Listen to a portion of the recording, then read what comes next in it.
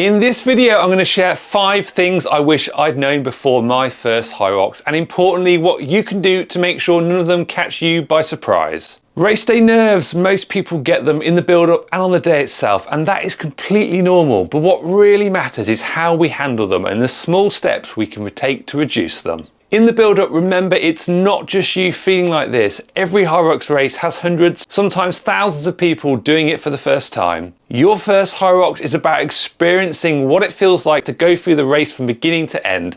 Having a goal or time in mind for what you'd like to complete it in can be a good thing and motivating, but equally, it can also be more freeing to go into it with the expectation that your primary goal is to enjoy the experience and let the time take care of itself. The one thing I can absolutely guarantee you now is that you're going to be super proud of yourself once you cross that finish line, and I am too, for each and every one of you.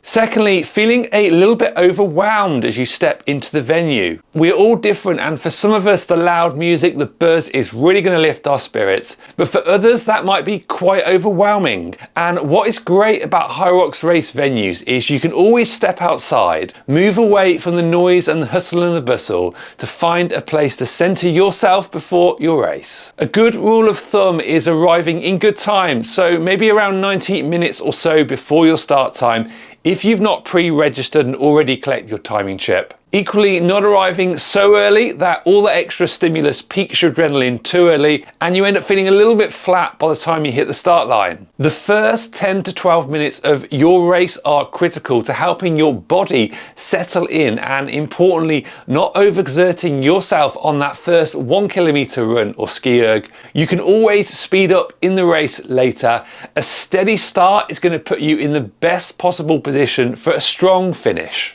Your energy, how you fuel your body ahead of and during the race, is key. Having enough in the fuel tank to get you round and timing when you eat so that your body has adequate time to fully digest that fuel before you race. Hyrox races have hydration stations where you can top up with fluids. Stopping for some water is only going to cost you a few seconds of your time, but maybe it'll be just what your body needs going in and through those exercise stations.